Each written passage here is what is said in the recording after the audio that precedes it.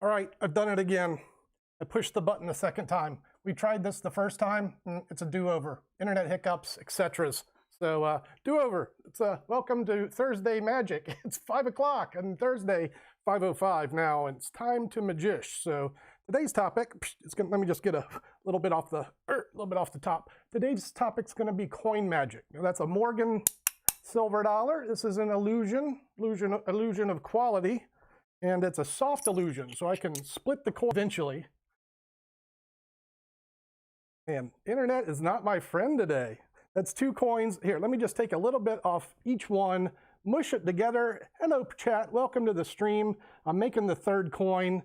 And let me just proclaim right now as we begin our, I don't know, it's my 4th or 5th live.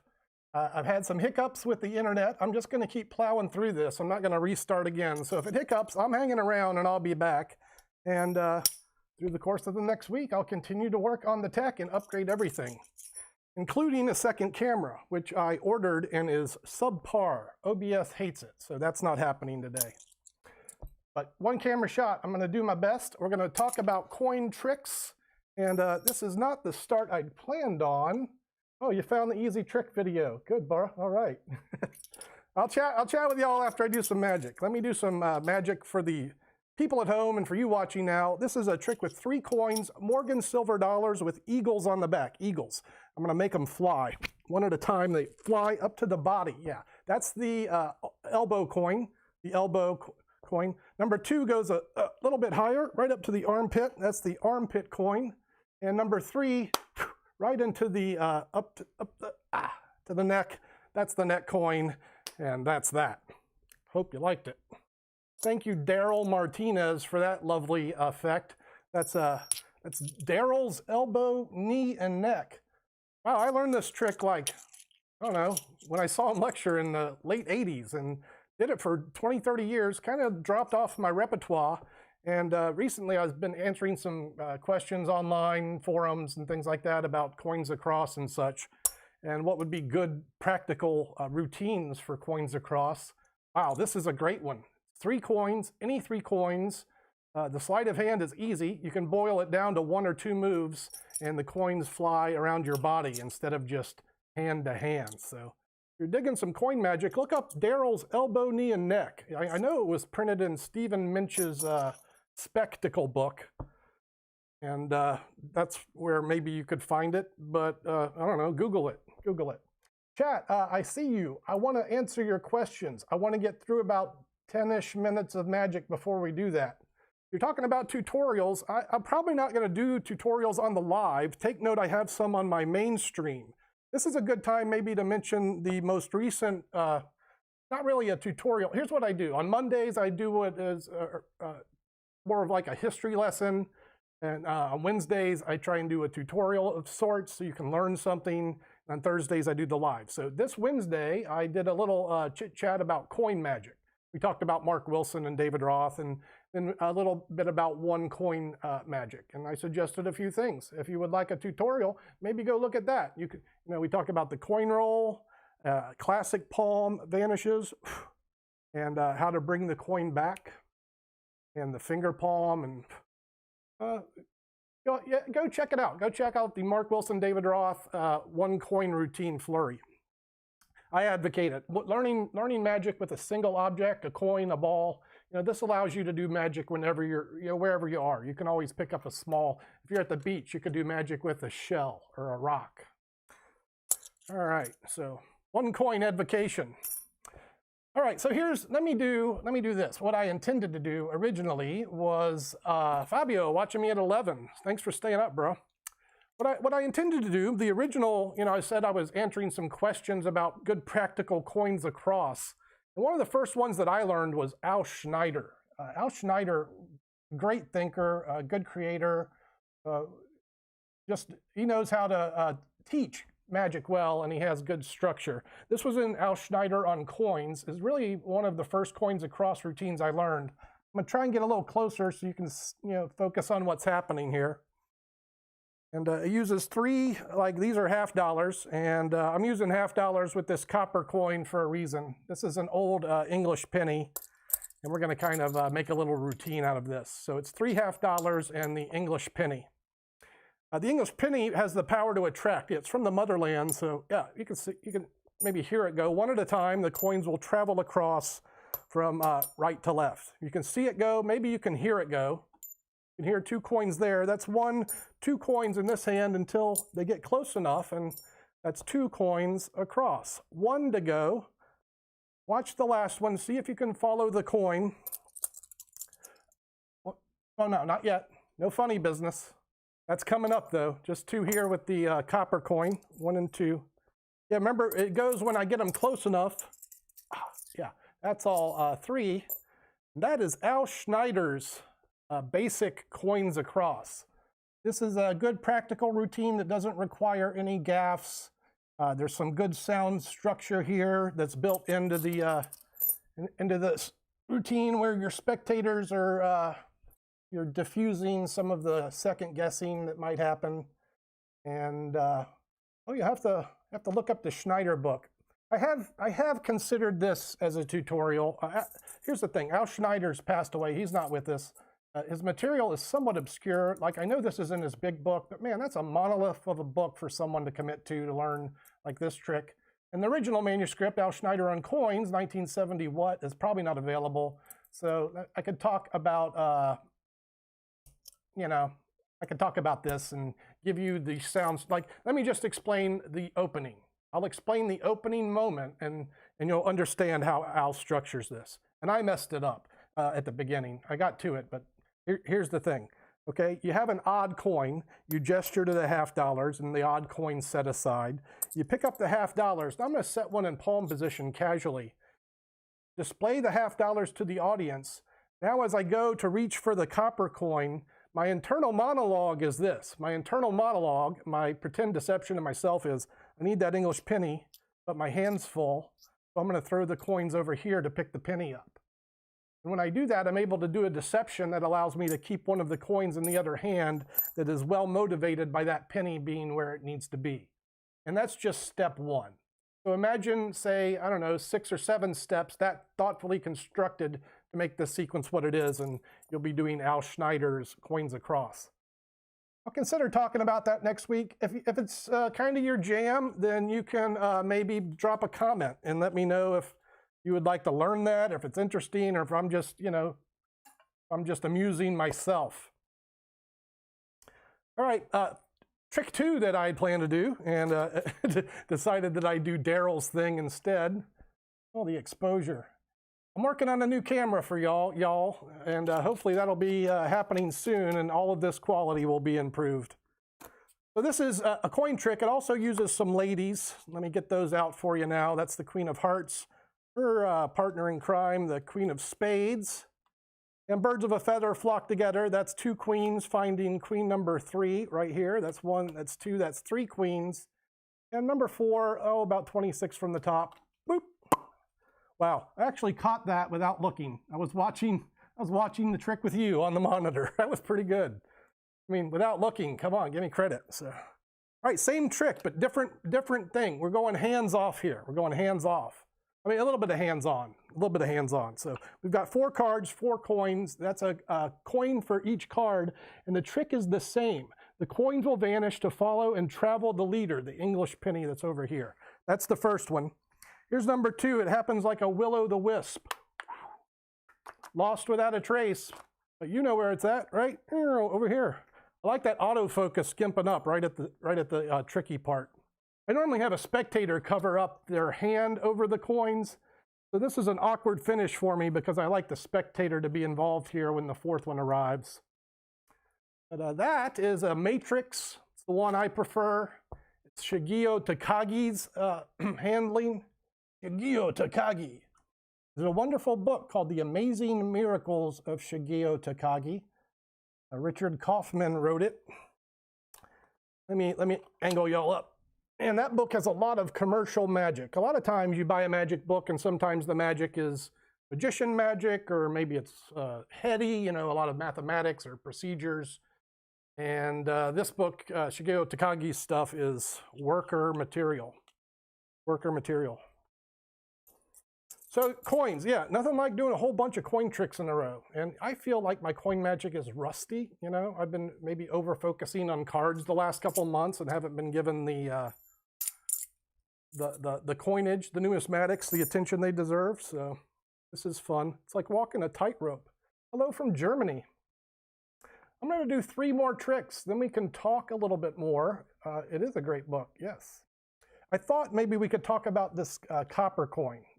This is maybe a good reason to do this routine. So we have motivation with coins following the copper coin, so we can kind of structure that. Then you can say it's too much to watch. Let's just use 2 coins.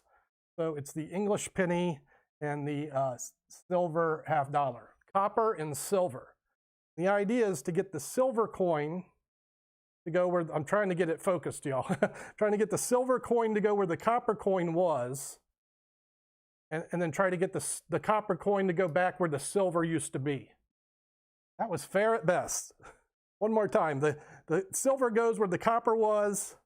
Nope. And the copper goes where the silver used to be. That was 100% incorrect. My apologies. Watch the copper coin. This is the better finish. You give a spectator both coins. They hand you one of the 2. So there's the silver. A little squeeze. Boop. There's the copper. And that's what I get for watching my magic in the monitor. So much to learn about doing magic on the internet, doing it on camera. You can't watch yourself, man. It's not a show for me, it's a show for you guys. So I should not watch the magic. Live and learn. Yeah. Well, I'm getting wows. You know, I'm often self-critical. So, and you know, here's what happens when you've done magic for a long time. You become jaded, right? So things that maybe are more impressive to other people are not as impressive to me, and I forget, you know, or maybe I do something that's not as apparent to the audience that is to me, and so I kind of step on myself. And that's my thing, my issues to deal with. Okay, y'all, I got to get one commercial in. How long did it take you to learn all that? I'm not done learning. So far, it's taken me 40 years. Oh, commercial time. A coin trick commercial? Yep, coin trick commercial. For those that don't know, I have a website, conjure.com. It's where we sell beginner's magic. We just added the this camera, scotch and soda. I spent a half hour before the stream trying to get my second camera working, so we're just dealing with one, but I digress. Scotch and soda. You can look at it on the website. I'm going to demo it for you. It's a classic gimmick trick. So while a lot of the tricks that I'm doing require sleight of hand, palming switches, techniques like that, there is an option where you can just buy gimmick coins and learn to do it very easily. This trick is best done with a friend. It's called Scotch and Soda.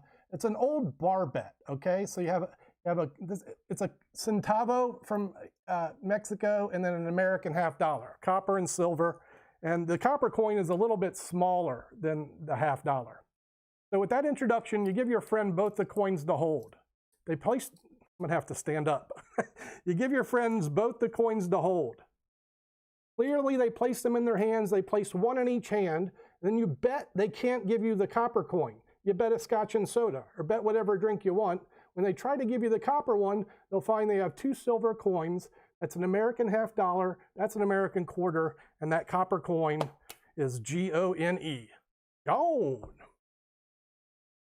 Yeah, all right, notice, you know what I almost did for this stream? I almost did it standing up.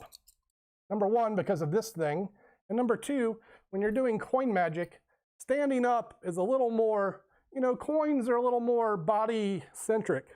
I'm sitting on a stool, which is a little bit,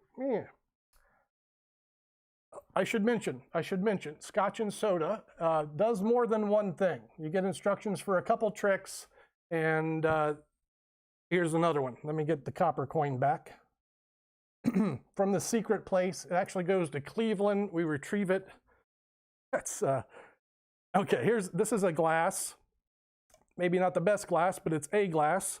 The copper coin goes inside the glass.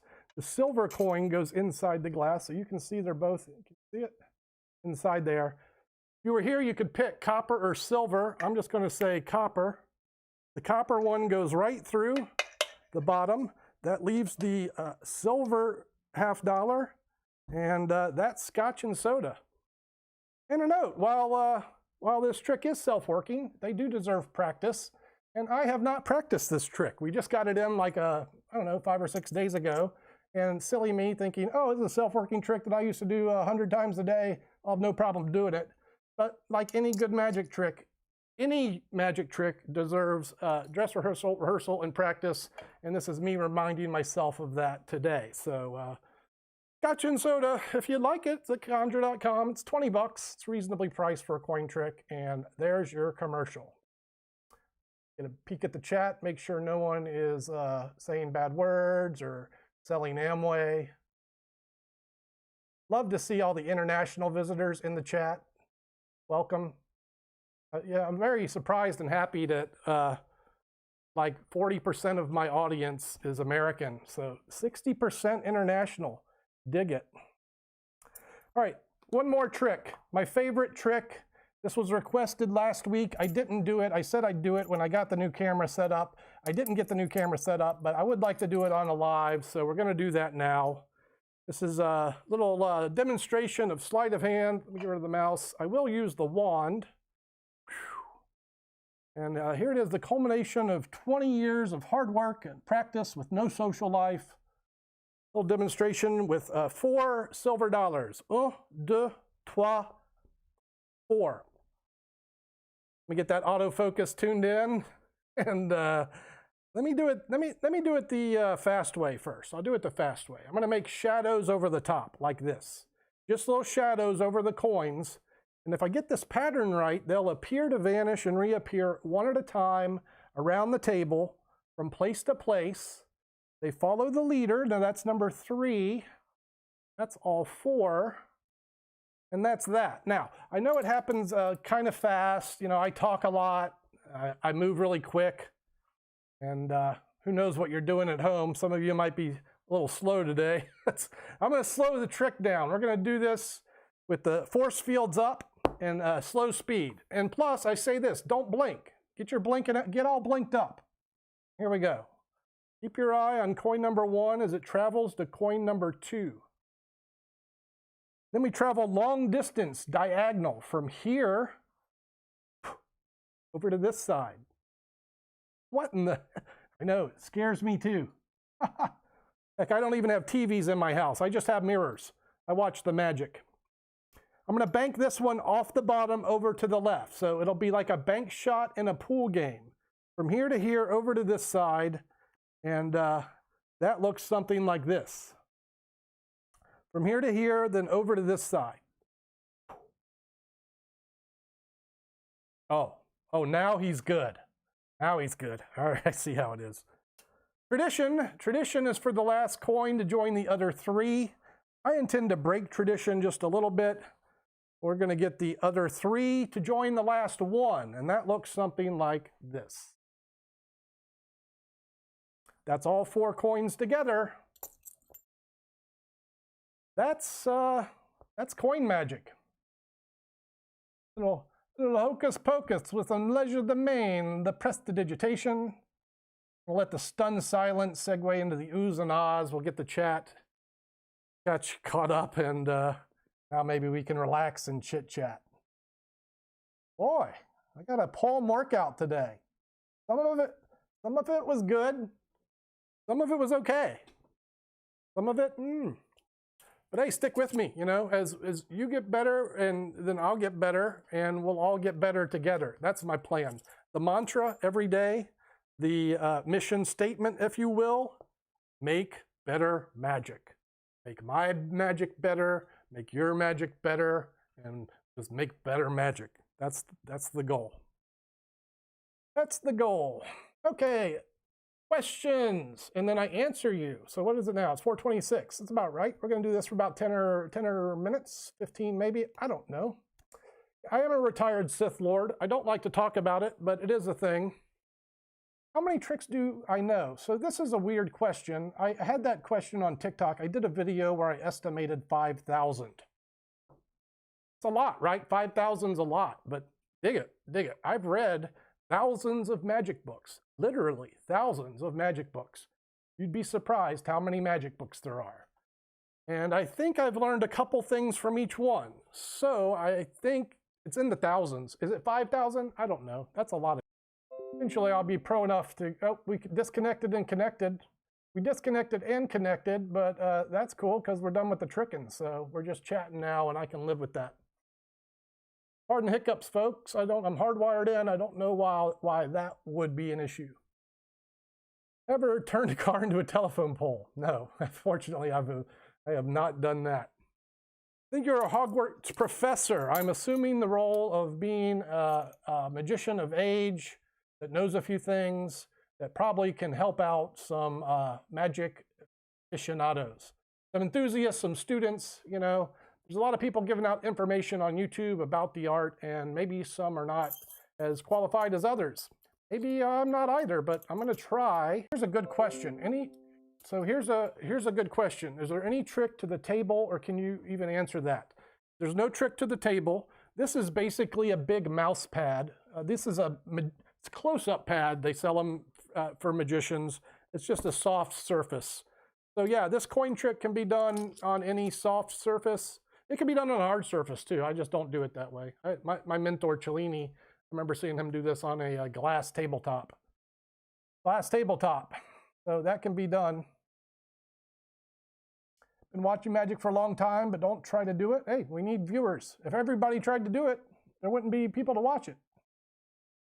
Although some of the best times I've had are doing magic with and for other magicians. Hey, Charlie, what's happening? What's from Murphy's Magic? Oh, yeah, that's a Murphy's Magic pad. That's correct. This is a Murphy's Magic large pad. These are good. These are good for the price. They're hard to beat. Pads, I prefer Patrick Przecki's pads. I got one over here, but I'm not going to, all kinds of crap on it. Magical Surfaces by Patrick. If you want the best close-up pad, he does custom work. And it's great. His pads are just phenomenal. Patrick Przecki. Magical Surfaces by Patrick. Yeah, we're hiccuping, Nathan. I think I got your question answered right at the end. So yeah, it's not the surface. Tell you what, guys, if you want to learn more about the trick I did a history lesson on the coin assembly. I talk about the evolution of this trick, the one I just performed. So go check out that video. It talks about, you know, the earlier methods and kind of some of the stuff that, you know, not a tutorial, but you'll learn something. Do I use magic in daily life? Well, you know, my daily life is I'm in a pandemic, I'm an entertainer, and I'm at home. But oddly enough, I do. I found you guys online, you know, between TikTok, where we've got like 200,000, you know, followers, and getting some love on YouTube. We're over 50K, which is nutty. Thank you all very much for that. So yeah, I'm very blessed to have an audience, and it's very much a part of my daily life. Without this, I don't know what I'd be doing. I'd probably be working at the Walmart, but I'm stubborn. I don't throw in the towel that easily.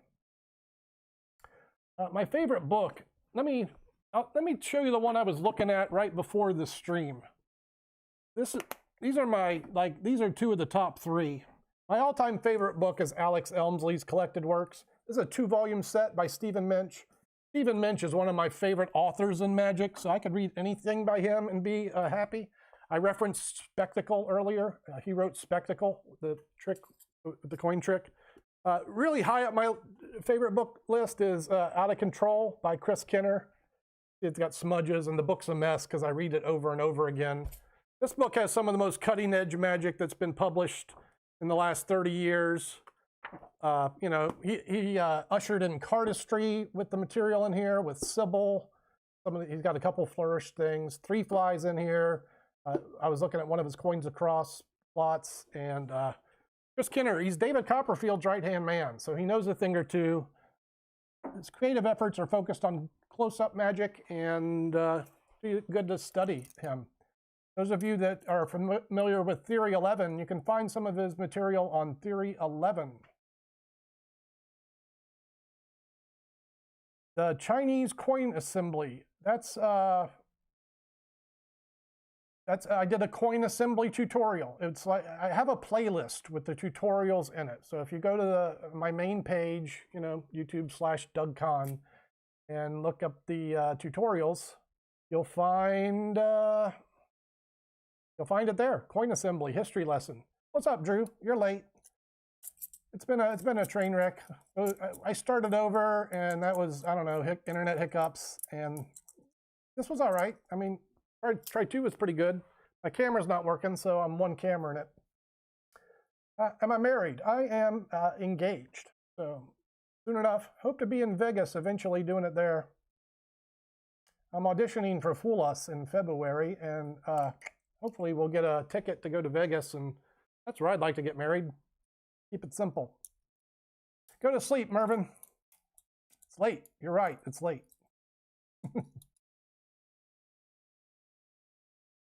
So, like before the internet, do you have other magicians in your area to meet up with or show magic? Do you ever do shows? That's a good question. So here's a big part of my evolution was weekly magic gatherings. I was fortunate to spend every Monday night with John Rockerbomber, who's published over 50 books on magic.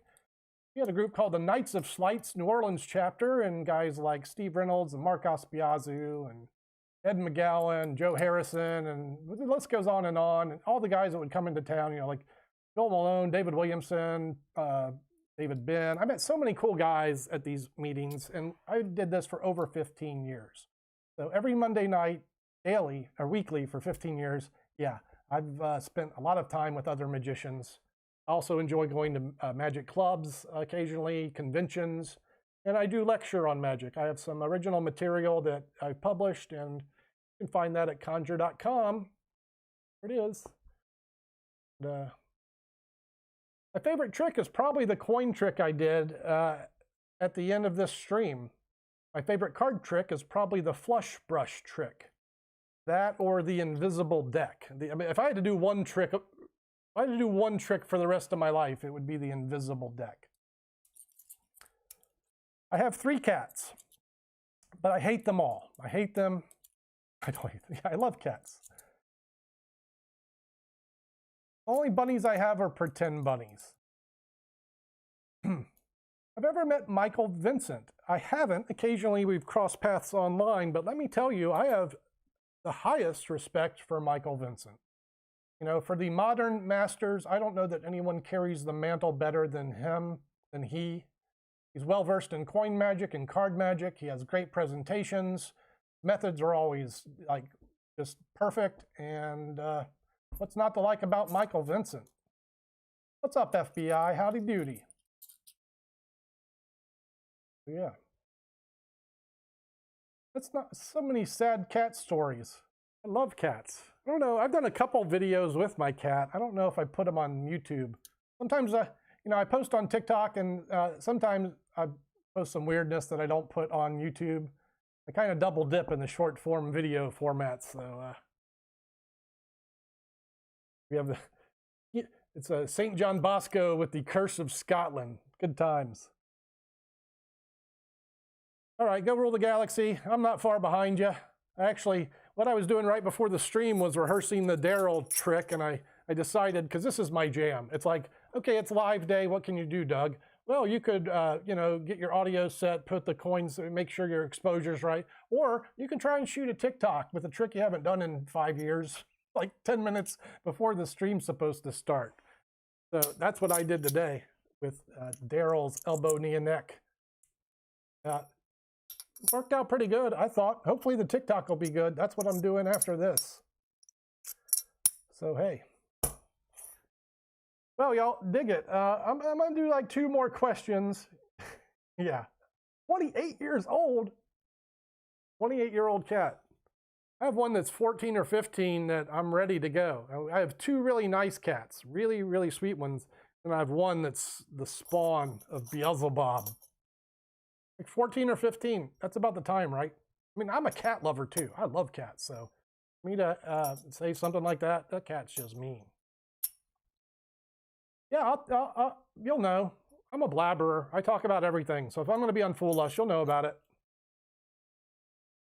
How old was I when I started in magic? I started learning tricks when I was in 3rd grade at 9 years old. Started finding library books and really got serious about it when I was 12, 13, when I discovered sleight of hand magic. On my back wall, these are magic posters. Actually, yesterday my video was a look at the studio. So if you want to see where I'm at, you can look at my short form video yesterday. Just take a minute and look around the studio. And yeah, these are reprints, but this is a privacy screen, and I just put magic posters on them.